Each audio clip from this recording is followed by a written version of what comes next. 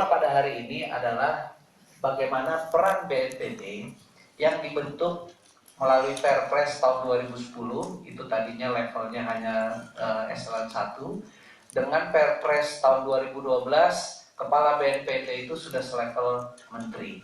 Nah, bagaimana satu lembaga koordinator dengan yang dibentuk hanya dengan Perpres bisa mengatur koordinasi antara instansi-instansi yang dibentuk dengan undang-undang seperti kepolisian, seperti Tentara Nasional Indonesia. Nah, disinilah ada problem yang perlu kita cermati bersama. Oleh karenanya dari fraksi Partai Golkar, selain dari Bapak Dr. Saiful Bahri Rurai, kami mengundang Ibu Roycatul Asfidah, SIKOM MA. Beliau ini unik, pakar komunikasi, tapi karirnya mengenai human rights. Dan beliau melanjutkan pendidikannya di Inggris, meraih gelarnya Master of Art di Human Rights Theory. Kalau karir beliau dan expertise di masalah HAM, itu nggak usah ditanya lagi lah. Dari staf di Biro Komnas HAM sampai menjadi anggota Komnas HAM. Tepuk tangan untuk Bu Roycatul Asfidah. Ada alasan kenapa kami fraksi Partai Golkar mengundang beliau. Karena Ibu Roycatul Asfidah ini kalau dilihat di searching di Google itu sangat keras. Semua undang-undang itu harus berdasarkan pasal 28B Undang-Undang Dasar, yaitu penegakan hak asasi manusia. Oleh karenanya beliau juga yang paling keras untuk mengkritisi pasal 43B mengenai keterlibatan TNI, ada institusi lain. Nah, oleh karenanya biar clear kita hadirkan di sini sehingga kita semua mendapatkan gambaran secara utuh apa yang kiranya perlu diperbaiki dalam pasal 43B tersebut, sehingga nantinya ada suatu institusi yang memang kuat dan bisa berkoordinasi dengan antar institusi penegakan hukum atau pertahanan dalam kerangka Undang-Undang Tindak Pidana Terorisme ini. Terakhir, narasumber kita adalah Bapak Nasir Abbas. Ini Pak Nasir Abbas ini walaupun jenggotan berengosan ini masih muda ini. Lahirnya di Singapura, ekspat ini, 6 Mei 1969. Sangat terkenal sebagai mujahidin sejak tahun 1987. Nanti beliau akan sampaikan bagaimana perjalanan karirnya. Jadi kalau ada banyak yang mengklaim mujahid kelas lokal, nah ini kelas internasionalnya ini.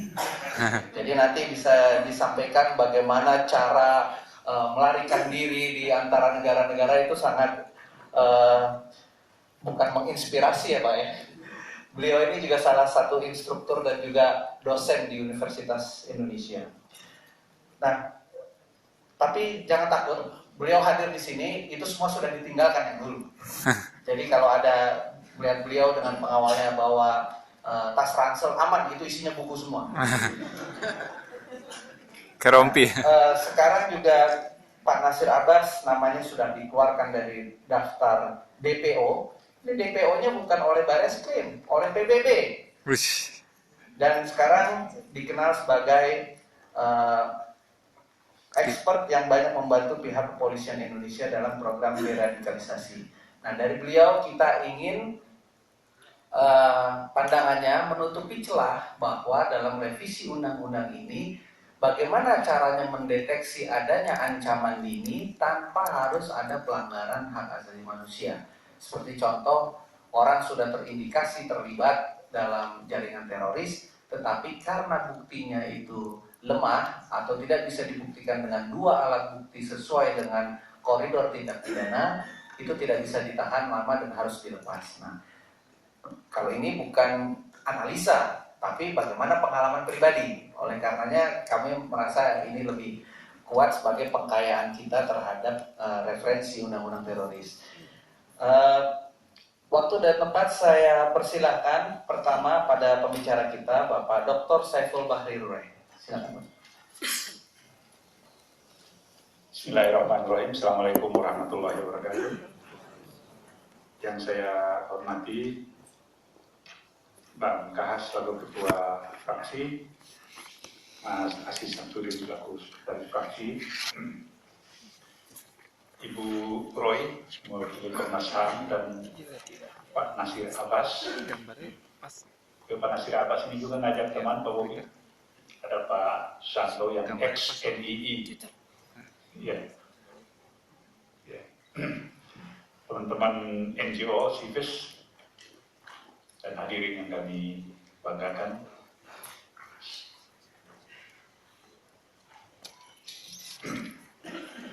Kita berbicara tentang terorisme sebagaimana dalam kata pengantar Ketua Fraksi tadi, bahwa ini adalah kejahatan terhadap peradaban. Dan saya ingin setback ke belakang sedikit. Itu terorisme dikenal dunia itu sejak revolusi Prancis. Ada satu periode yang disebut The Reign of Terror.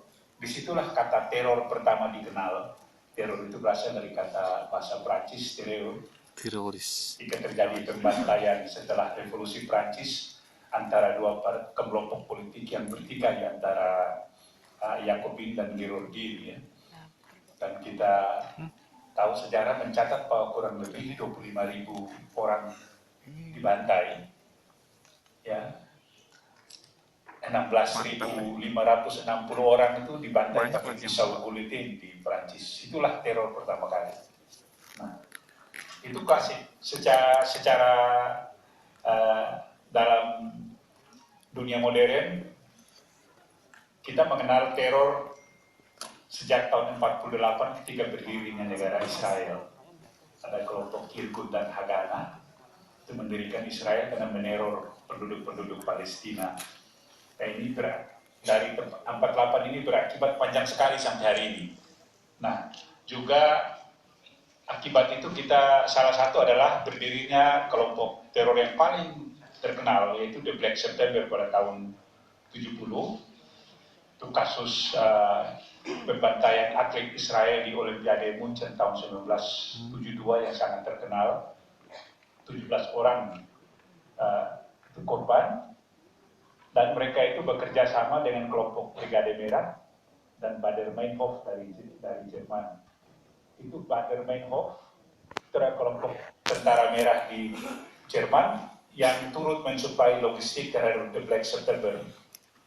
Nah, yang menarik adalah The Black September itu dipimpin oleh seorang anak muda, insinyur lulusan Jerman. Dia kelahiran kota Nazaret, ayahnya seorang Kristen, ibunya seorang Yahudi. Namanya Latif Afif, atau di Israel namanya Isa. Nah, ini sangat piawai orangnya.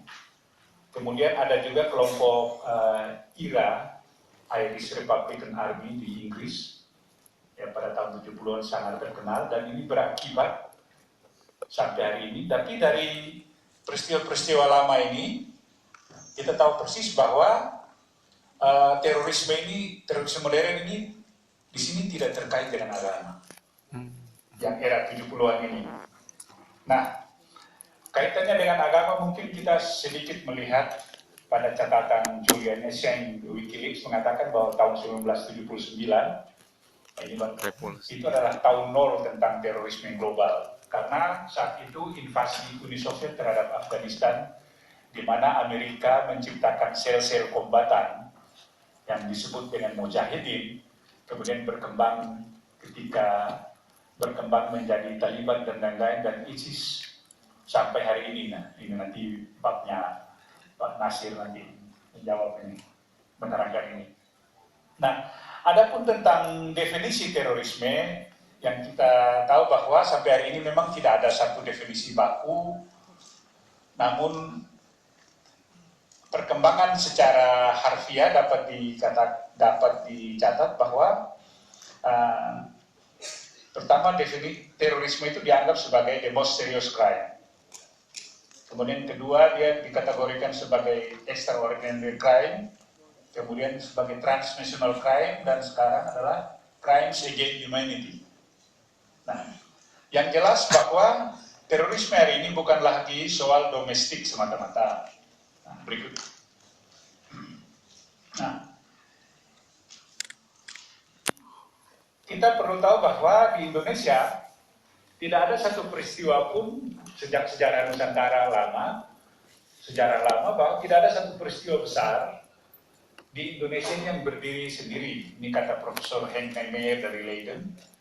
Bahkan peristiwa terorisme pun di Indonesia tidak dapat lepas dari pengaruh global. Nah, karena kita tahu persis bahwa dampak globalisasi terhadap Indonesia antara lain dengan begitu mudahnya kita mengakses informasi melalui teknologi yang semakin simpel dari setiap sudut negeri. Nah, adapun kebutuhan merevisi undang-undang atau kebijakan mengenai terorisme sangat signifikan, mengingat luas NKRI dan demografi yang demikian beragam. Jika tidak disiapkan regulasi yang futuristik dan responsif, justru integrasi NKRI akan terancam. Nah, terorisme adalah sebuah ancaman terhadap hal tersebut. Nah, kita tahu persis bahwa sejarah lama kita, ini NKRI sekarang itu adalah negara Nusantara ketiga. Ada negara Nusantara ke-1 Sriwijaya, negara Nusantara kedua Majapahit. Negara itu hanya tidak berlangsung dari 200 tahun lebih. 700 tahun lah baru datang ke negara Nusantara ketiga 17 Agustus. Sekarang baru berusia 71 tahun. Kalau kita tidak hati-hati mengelola negara ini, ya kita akan menjadi negara Nusantara ketiga yang sebagaimana 1 dan 2 hanya tercatat dalam sejarah. Berikut. Terorisme dalam melihat skala dan eskalasi ancamannya sekarang adalah kebutuhan untuk ditangani secara komprehensif dan integratif oleh negara. Nah, karena hampir setiap konflik dewasa ini tidak lagi berdiri sendiri. Misalnya, tahun 79, invasi Soviet ke Afghanistan itu telah secara langsung telah melahirkan Al-Qaeda. Nah, Osama bin Laden itu adalah seorang insinyur teknik lulusan Amerika yang dilatih khusus untuk menjadi sel kombatan melawan invasi Soviet. Nah, sama dengan cerita The Black September, Latif Afif itu seorang insinyur lulusan Jerman, ya, istrinya orang Jerman, bekerja di perusahaan Prancis dan sangat cerdas. Nah, dia dilatih oleh Stasi sama dengan Baader-Meinhof. Nah, juga pentolan-pentolan Baader-Meinhof itu adalah mahasiswa-mahasiswa cerdas dari gerakan kiri. Nah, bahkan kalau kita mengikuti pendapat Noam Chomsky, seorang profesor di Amerika, orang Yahudi, dia malah meletakkan Amerika Latin sebagai ajang terorisme negara pertama kali. Mungkin ceritanya dimulai dari cerita Carlos pada tahun 70-an. Nah, sangat-sangat fenomenal itu Carlos, maka ada filmnya. Nah, dewasa ini kita menghadapi cyber terrorism sebagai fenomena borderless. Nah, kegagalan pembangunan, khusus bagi kita di Indonesia, misalnya lemahnya pendidikan, keadilan dan infrastruktur lainnya akan menyuburkan lahirnya social distrust.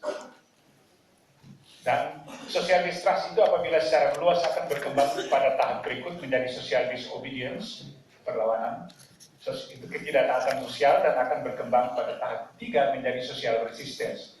Ini adalah iklim kondusif bagi lahirnya terorisme. Nah, ada 9 infrastruktur terorisme yang ditulis oleh mantan Kepala BIN Pak Sulaiman Ponto. Itu satu adalah pemimpin, kedua networking, kemudian dukungan logistik, dukungan keuangan, training atau pelatihan, garis komando dan pengendalian, kemudian perekrutmen dan cohesion force atau daya pemersatu. Nah, daya pemersatu ini bisa saja ideologi, bisa saja paham politik, dan sangat gampang adalah agama. Nah, berikut. Nah, dalam hal ini, fraksi Partai Golkar khususnya mengusulkan untuk BNPT yang sebagaimana disampaikan oleh moderator tadi, BNPT menjadi leading sektor. revisi undang-undang terorisme ini harus memposisikan BNPT sebagai leading sektor. Nah, dewasa ini hanya pada dasar payung hukumnya adalah Perpres.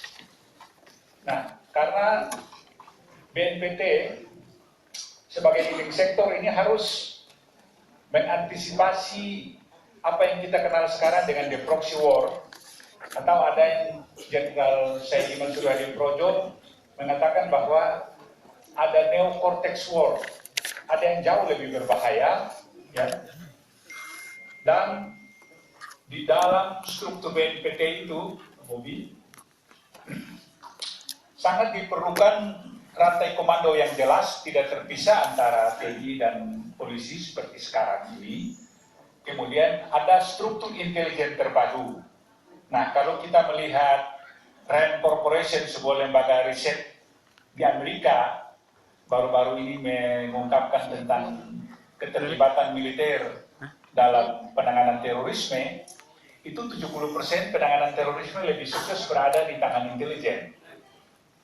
Nah, kemudian ketika terorisme itu dikembangkan menjadi kebijakan perang, war on terror oleh George W. Bush, maka reaksi daripada kekerasan itu adalah makin banyak timbul kekerasan-kekerasan berdasarkan terorisme di Amerika sendiri dan di berbagai belahan dunia.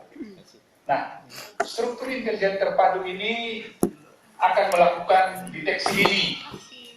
Jadi kita tidak perlu menunggu nanti sampai bom meledak, ya. Bom meledak dulu ada korban, baru polisi kita masuk pengamanan TKP, pemeriksaan saksi dan pengamanan barang bukti lainnya. Nah, memang undang-undang sekarang adalah reaksi cepat kita terhadap kasus bom Bali yang demikian dahsyat. Nah, namun demikian, dari struktur intelijen terpadu ini, insya Allah undang-undang ini akan melakukan deteksi dini, early warning system, tetap dengan prinsip intelijen, velox dan exactus, pasti dan cepat.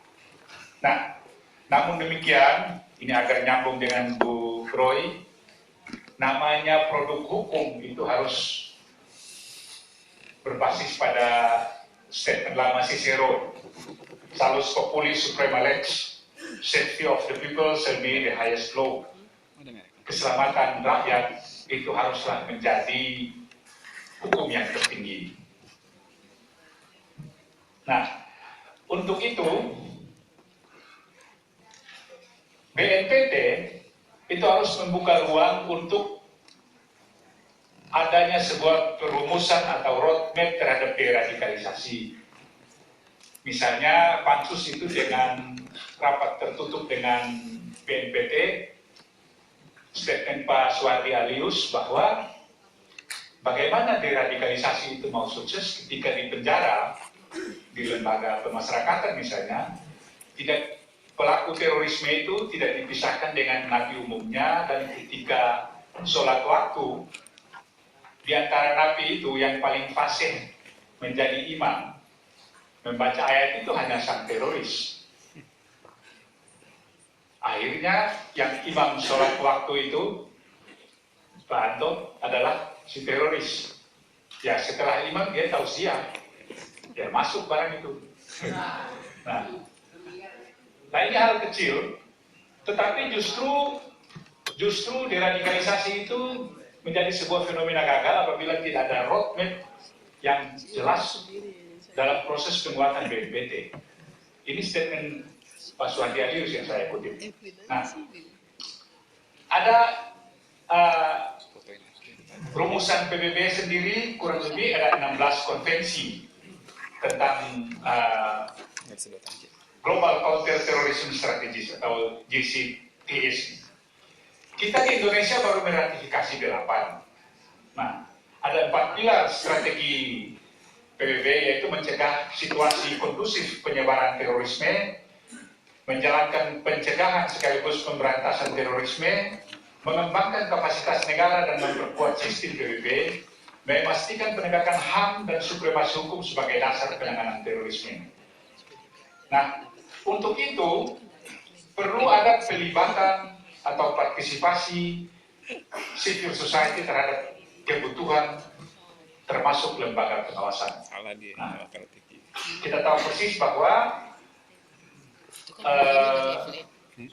pihak Densus sendiri itu dalam rapat dengan pendapat dengan Pansus itu kewalahan ketika penanganan kasus terorisme, misalnya dalam kasus Poso.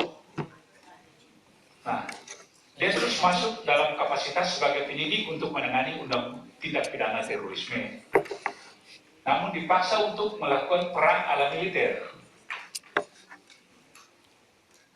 Nah, bagaimana koordinasi antara kepolisian dengan TNI?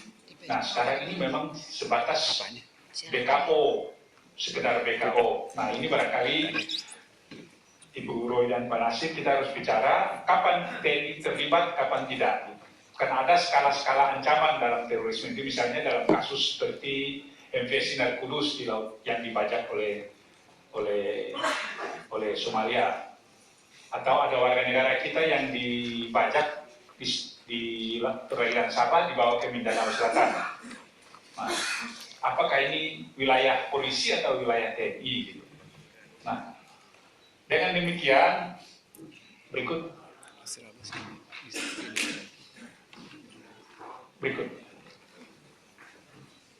Nah, sebagai epilog, ya, statement akhir, saya ingin mengutip pendapat Profesor Graham Fuller.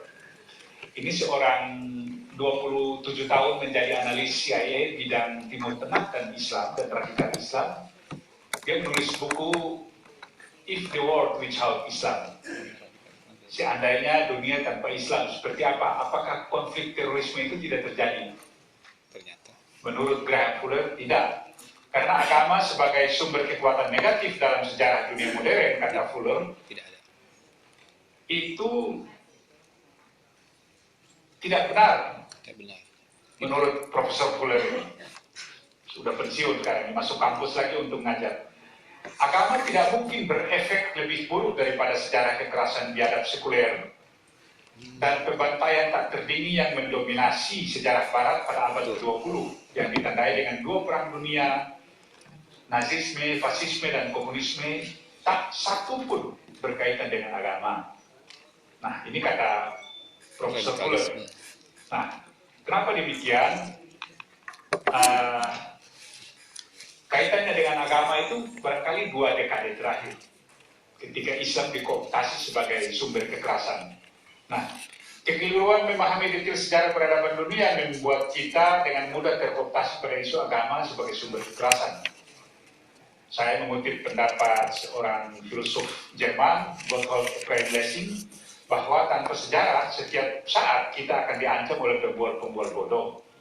Nah, Buah bodoh. visi yang jernih dalam memposisikan hukum sebagai payung bagi kelembagaan, pencegahan penindakan dan pemberantasan terorisme adalah kondisi sine qua non bagi Indonesia yang damai ke depan. Sebagai bangsa yang besar, inilah barangkali tantangan kita. Nah, terakhir, terorisme adalah buah dari kekerasan. Melawan kekerasan bukanlah dengan jalan kekerasan yang lebih keras. Udah saatnya kearifan lokal kita dikelola menjadi solusi bagi masa depan kita. Apalagi kita menghadapi apa yang disebut sebagai Neo-Cortex War. Karena kata pepatah lama dari seorang ahli strategi Cina, Sun Tzu, bahwa strategi perang yang paling tinggi adalah menaklukkan musuh tanpa pertempuran. The supreme art of war is to subdue the enemy without battle. Barangkali demikian pengantar saya. Kurang dan lebih saya mohon maaf. Billahi taufiq wal hidayah. Assalamualaikum warahmatullahi wabarakatuh. Waalaikumsalam. Kembalikan ke moderator Pak Bobi. Mohon aplaus untuk Bapak Dr. Saiful Bahri Hurai.